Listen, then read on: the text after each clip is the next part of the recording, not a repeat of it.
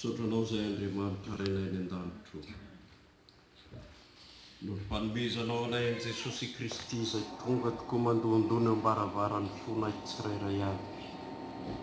Fa te hiditra ao ny fiainanay, hanova ny tantaran'ny fiainanay, ho tantara vaovao, dia tantara anjakanao Jesosy, tantara tarihinao, tantara miala avy amin'ny aizina ka afindranao amin'ny mazava, miala avy amin'ny fahafatesana ka afindranao ao amin'ny fiainana. Saorana indrindra ny anaranao Andriamanitro, noho izany fitiavana lehibe izany.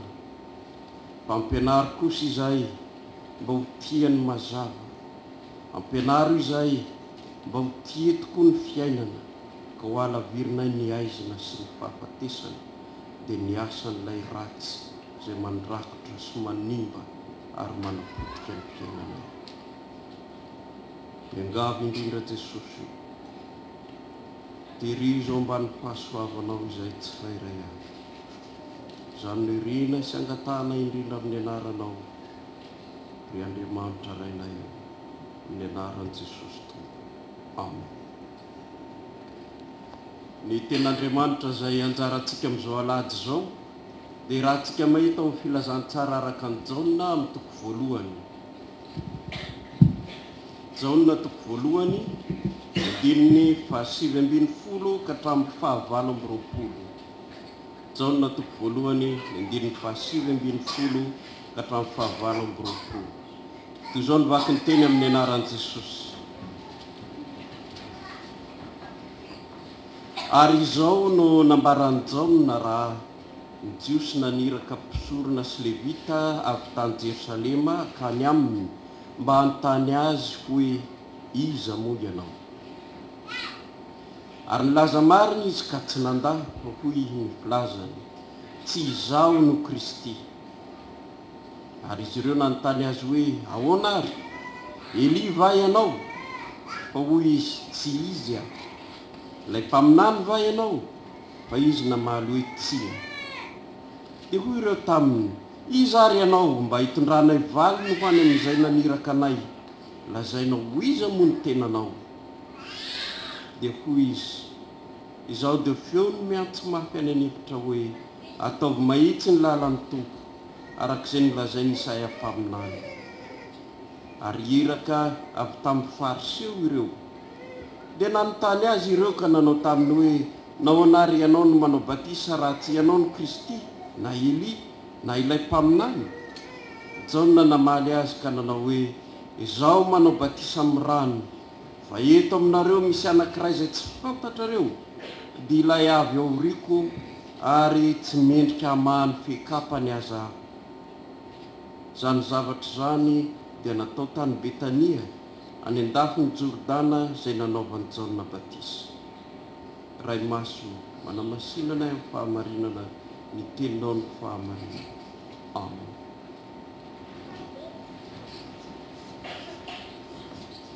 Rehefa fiangonana malala, ho aminareo rehetra ny fahasoavana mampiadanana avy amin'Andriamanitra raitsika sy Jesosy Kristy Tompontsika. Amen.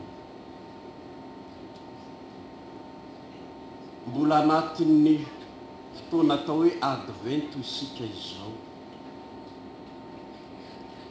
Raha ny taom-piangonana na ny atao hoe année ecclésiastique na antsoina koa hoe année liturgique dia ny alahady voalohany amin'ny advento no atao hoe taom-baovaon'ny fiangonana. Tsy araky ny calendrier grégorianina izay manana, fa ny alahady voalohany amin'ny advento no antsoina hoe taom-baovaon'ny fiangonana. Izany advento izany dia fotoana lahady efatra izay nataon'ny fiangonana iomanana indrindra hiatrika ny krismasy. Tsy zavatra kisendrasendra nefa izany, fa ao indrindra dia fampianaran'ny fiangonana, fa ao anatin'izany advento izany dia antsoina hoe fotoana fiandrasana na fiambenana koa no azo ilazana azy. Fiandrasana zay milaza fiandrasana anankiroa dia raha teo amin'ny Jiosy dia ilay fotoam-piandrasana ilay Mesia ho avy, io no natenany indrindra.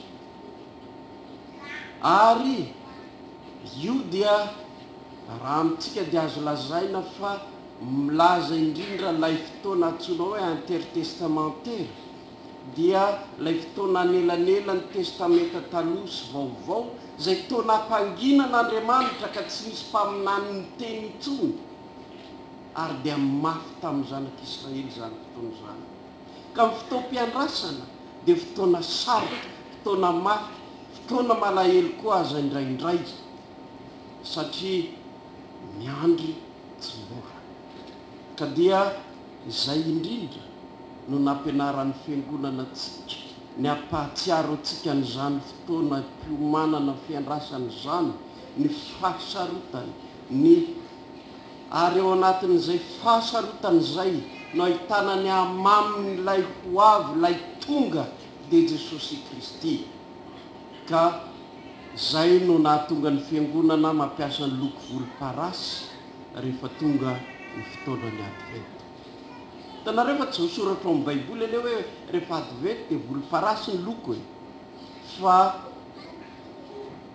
à but pédagogique no nanaovan'ny fiangonana azy mba hatserovantsika fa teo amin'ny tantara dia misy ny fotoana intertestamentaire io zay mafy teo amin'ny Jiosy ny andro ny fanavotana, ary ho atsika koa zay miandro ny fiavian'ny Kristy. Ny lady voalohany amin'ny advent dia ilay fiavian'ny mpamonjy tonga, mpamonjy malemy fanahy mitaingina zana-briky zay ilazana miziona zanakavavy hoe ino ny mpanjakanao avy ho anao. Fa ny lady faharoan'ny advent kosa dia ilay andro fotoana anankiray zay anatrehany zao tontolo zao ilay mpanjaka tsy amin'ny izy mitaingina zana-briky intsony, fa izy amin'ny fahefany feno, manana ny fahefana rehetra na ny an-danitra na ety an-tany. Fampiomanana antsika ary fampiomanana ny olona rehetra ny advent. Ary amin'izay iomanantsika amin'izany indrindra no mahamamy sy mahatsara, mahasoa, mahasarobidy ny amin'ilay ho avy. Ka hankalazantsika ny Noely amin'izay maha-izy azy tokoa, ary hifalitsika amin'ny fotoana izay isehony eny amin'ny rahony lanitra, ka hifalitsika fa vita itenenany hoe andrandrao ny lohanareo fa endro akaiky ny famonjenana. Mampiomana antsika ao amin'ny famonjena ary ny advent, mampiomana antsika handray ilay mpamonjy na amin'ny fahatongavany ara-nofo tetỳ amin'izao tontolo izao, na ny amin'ilay fiaviany faharoa indray dia izay handraisany antsika ho any aminy, ka honena antsika an'ilay tany vaovao sy lanitra vaovao zay fanomaniny ho an'ny mino azy. Eto ary ny teksta izay anjaratsika dia ao fotoam-piandrasana ny Jiosy ny amin'ilay ho avy, ka dia satria tao anatin'ny fahoriana izy ireo, zanatany nampahorian'ny mpanjanaka azy, tsy nanam-piainana, ka lay ampo fa olom-boafidy ny fidian'Andriamanitra, ary koa lay fahatserovana fa nanome toky Andriamanitra fa isy Mesia ho avy. Io no andrasiny, io no banjininy, io no ijereniny zay zava-misy rehetra, ka raha vao misy zavatra hanina kely dia tamin'ny manontany izy, ianao ve lay ho avy? Ianao ve lay ho avy? Teto dia Jaona no manao ny asany dia naniraka ny fariseo akany aminy mandehana anontany malaky ty olo ty izy ve lay andrasana sakafo, izy ve lay andrasana sakafo, mandehany ianareo lazao izy zao olona izao, izy ve no ilay Mesia.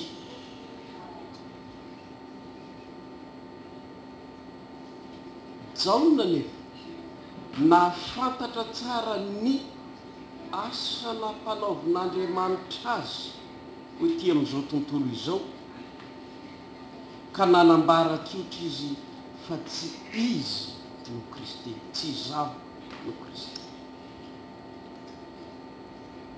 Io dia zavatra anankiray ry havana, afantaranao ny olona manana ny fanahin'Andriamanitra ao aminy, dia olo mahafantatra izay niantson'Andriamanitra azy sy nametrahan'Andriamanitra azy izy.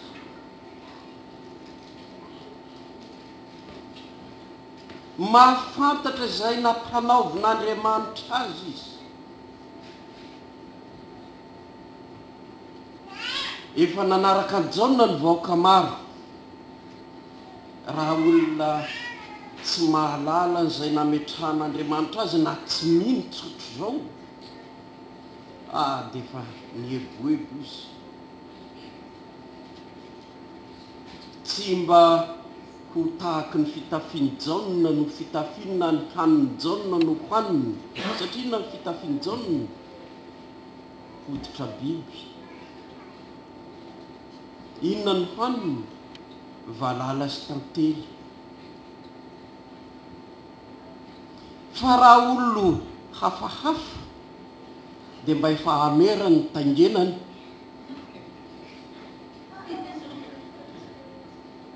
raha olo hafahafa dia efa nisan'ny tranony efa tsy fantatrao intsony, satria avy manatina reto ka dia ataoko. Ary io rehefiavako loza mahazo izao andro iainantsika. Misy olona misandoka ho Kristy ka ny loza nefa dia manaraka azy. Misy olona misandoka tsy fantany izay nametrahan'Andriamanitra. Ary io zavatra tokony ho tsaroan'ny mino sy ny kristianina tsirairay avy. Fa ny tsy fahalalako sy ny tsy fahalalanao izay toerana nametrahan'Andriamanitra anao ny korontanany fiangonana.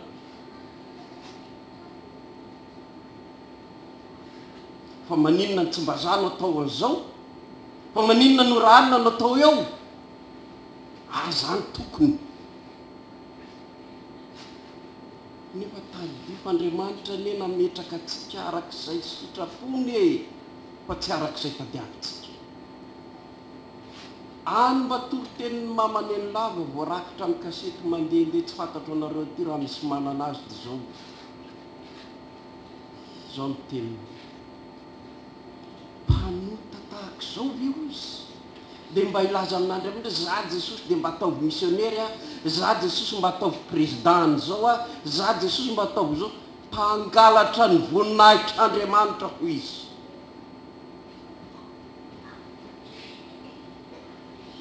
Mangalatra ny voninahitr'Andriamanitra izay natahorany Jaona ka tsy mba nataony. Tsy atoko, tsy zany no Kristy, tsy zany no Kristy.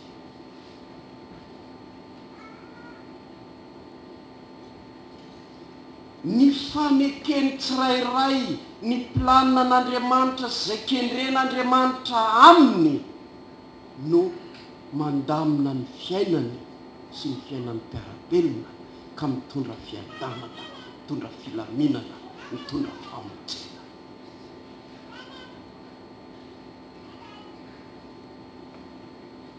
Mbola tamin'ny andron'ny mamaneny lava ihany ny resahako, dia indray mandeha anontaniany Jesosy hono izy, ary mba nakaizy raha aminy, ary mba aizy raha aminy. Ao, ao izy, alohan izy. hay moranina sy ranony ity tsy hitan' Jesosy fa tsy teo amin'ny nametrahany azy, tsy teo amin'ny nametrahany azy ka tsy hitany. Ny dikan'izany dia tsotra fiavako, manao an' Jesosy tsy mahalala sy tsy mahay ninona isika indraindray ka milaza tsy mety io nataonao ahy io Jesosy.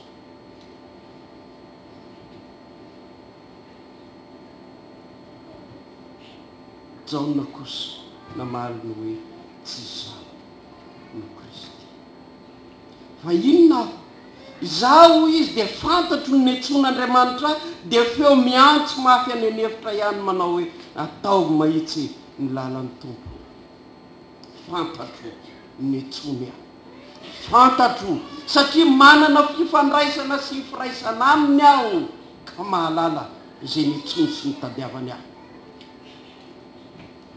Tsy mba nanana freriana akory ilazany hoe anankiray amin'ny mpaminany any aho, na dia amin'ny faminaniana aza milaza fa izy no ilay Elia ho avy, dia tsy mba nataony zavatra ofikirina akory zany fa namaly tsotra izy tsy mba anankiray amin'ny mpaminany akory aho fa feo no miantso mafy any an'hevitra ihany manao hoe ataovy mahitsy ny lalany tompo.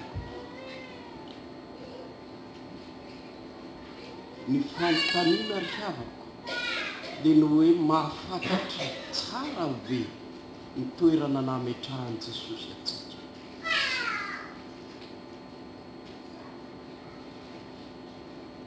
Mahafantatra tsara ve ny fiantsoana izay niantsony ianao ka mitoetra ho mahatoky amin'izany sa zavatra hafa. Ty toerana misy aty tsy mba misy voninahitra loatra ngamba izay niverako azy. Dia aleo mba mitady zavatra hafa. Ampitady any zavatra hafa dia tsy maintsy matetika tafiditra amin'ny korotana, tafiditra amin'ny adilahy, tafiditra amin'ny fialonana, tafiditra amin'ny famonoana azy. Ka mbo isika ato am-piangonana ve isy mifamono e? Tsy mifamono hoe mifanomboka antsy na mifampitifitra amin'ny basy isika, fa tena mifamono sy mifandratra amin'ny teny. Ataotsika io, haitsika tsara ny mamono ny namatsika amin'ny teny. Tsika ihany no mahay ny hoe aleoko lavitra ny velezina ny vatakazo teritsy zay teny nataon-drahana zay. Mamono.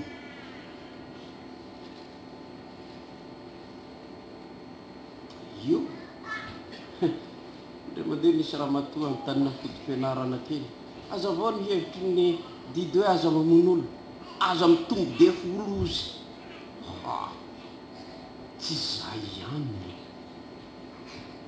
tsy izay ihany, fa ny mamono olona dia izay manao tsinitsinina azy amin'ny alalan'ny teninao mamono koa azy. Inona zay ianao? Tsisy dikany amiko ianao, tsy zao amiko ianao. Izany dia tena famonoana tanteraka. Hoana ny lazain'i Jesosy zay manao amin'ny rahalany eo, foka ialahy dia mendrika asiana vaty fikisoam-bary ny vozony ka letika anaty rano any izy. Zany hoe tena sazy mendriky ny mpamono olona, sazy mena azy.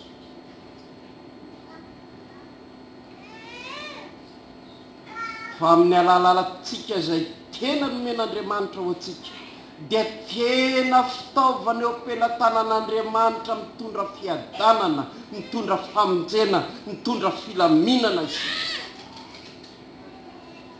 Ka amin'izao adventy zao rery olona mba hanontany ihany ny tenanao ao anatin'ny klasy-niza ianao. Amin'izao aladiny adventy zao amin'ny fotoana izay endrasako lay ho avy ka ho tonga, manao ahoana, manao ahoana eo anatrehan'izay niantson'Andriamanitra sy nametraha. so manao amin'ny fitenindrazatsika hoe bingy manao matso ka misalovana ny anjarany sasy.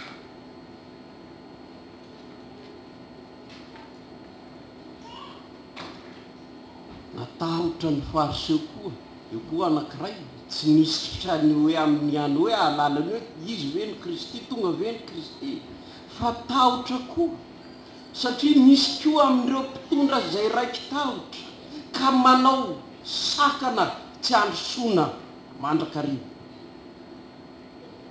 So dia mihoatra atsika zalahy ty, ary hita tamin'ny nataon'ny fariseo zany rehefa nanao ny asan'i Jesosy ka nanaraka azy ny olona dia fialonana ny taompony. Hitanareo tsy afaka manao an'ino, manaraka azy daholo zao ny vahoaka, ahoana no ataony amin'iny fa manaraka azy daholo ny vahoaka. Mandehana anontany io fa sodio ilay Kristy ka manarakaraka azy ihany ny vahoaka manahirana atsika, manjary ny fihinanatsika ny votsotry, manjary ny mahaisika atsika ny tsy tazana intsony fa raha an'iny ny tazany vahoaka any. Io koa dia tena sakana tsy mampandroso, mampiemitra ny vahoakan'Andriamanitra, satria tsy mamela ny fandrosoana tokony andeha handroso ho an'ny vahoakan'Andriamanitra, hanana ny vahoakan'Andriamanitra fiadanana, fa misitona azy mandrakariva hiverina. Fantatsika raha ny définition menany atao hoe histoire, dia ny histoire dia manana définition anankiray amin'ny azo omena azy ny hoe héritage du passé. Misy héritage du passé tazomitsika ao, fa misy kosa ny futur zay omena atsika hanorata atsika ny zavatra misy iainatsika, ary iny futur iny ka hanorata atsika n'izay misy eo no ho lasa héritage ny passé ho amin'ny taranaka manaraka koa. Noho izany dia rehefa zavatra tsy mandroso fa zavatra miemitra, zavatra tsy mandeha n'izy no ataotsika, dia ny taranaka aoriana miaratratra. Ary io no mampamarina ny tenin'Andriamanitra ny hoe Andriamanitra zao Tompandriamanitra reo dia mamaly ny heloky ny ray amin'ny zanaka amin'ny zafy afo sy ny zafy ndoalitra. Ary inona ny fahamalina zany? Satria isika ihany no efa manao azy raty eo ka dia mandova zavatra ratsy ny taranaka. Eritrereto fotsiny zavatra tsotra, lanitsika ny rem-pirenena dina no an'ny taranaka ao aoriana, taranaka voaozona no taranaka hitanao fa mitsipozipozy tsy misy fifaliana, tsisy fiainana intsony. Mamperitreritra ny zavatra tahak'izany, mampandiny tena, satria tsy noraisinao, tsy noajaina lay fahendrena héritage du passé nomena, fa ny futur zay noraisinao dia nisombana tanteraka ka tsy misy na inona na inona hitaintsony. Izany no ataon'ny olona mba haisehoany ny voninahiny sy ny maha izy azy, satria ny arena amin'izao fiainany zao no heverin'ny olona fa voninahitra, ny laza amin'izao tontolo zao no heverin'ny olona fa tena izy, ka izay manakatsakana izany dia izy no manapotika azy. Izany koa no nataon'ireo fariseo tamin'izany amin'izany. Asa na amin'ny lafiny manahoana koa na amin'ny lafiny manahoana raha sanatria ka isika koa manao izany. Eny ary, ka inona ary ianao zany ho ireo mpanontany? Inona marina ianao fa maninona ianao no manao batisa? Dia hoy Jaona, manao batisa amin'ny rano ihany aho, fa ao lay avy aoriako tsy mendrika many fikapany aza aho, izy lay tsy fantatrareo ilay avy eo riko io no tena izy. Raha ny asantsika izany, raha ny men'Andriamanitra ho adidy indrindra, adidy ny mino rehetra, dia ilay manondro an'i Kristy amin'izay teny amin'ny havany, amin'ny namany, izay rehetra te handre azy ny hoe izy no Kristy, manana fihavanana aminy dia ho velona ianao. Io no adidy indrindra napetrak'Andriamanitra ho azy ho anao. Dia izao sy ianao nomeny famindrampo ka navelany ny helitsika, novonjeny isika, nodioviny isika, ary natao no mpiara-miasa aminy ka mitaona sy manondro ny namantsika ny hoe indro Kristy ilay ho avy, sady efa tonga raha teo no mbola ho avy koa, izy no henozy. Izy no aoka hanam-pihavanana aminy ianao ko fantatrao izy, ka amin'ny alalan'izany no nananao fiainana. Io no mission napetrak'Andriamanitra indrindra ho antsika rehetra amin'izay toerana nametrahany antsika tsirairay avy. Raha mbola avy aminy dia toerana tsara mahasoa hananana fiainana ho anao sy ho an'ny manodidina anao koa, satria amin'ny alalanao izany no ahitanao koa an'i Jesosy, sady ahitany Jesosy ianao, ka azahoanao miteny amin'ny namanao, azahoanao miteny amin'ny manodidina anao hoe indro ilay Kristy mpamonjy tonga ho antsika, tonga ho antsika, izy no enomtsika, izy no arahantsika, satria izany no ananantsika fiainana. Voninahitra ny an'Andriamanitra raisy zanaka ary mpanahy masina zay azy hatramin'ny taloha indrindra ka azy aritra mandrak'izay. Raisy ny fitahiana. Fahasoavan'i Jesosy Kristy Tompo, fitiavan'Andriamanitra Ray, ifiraisana sy ny fiambonana amin'ny fanahy masina ho aminareo rehetra ny hatramin'izao koa mandrak'izay. Amen.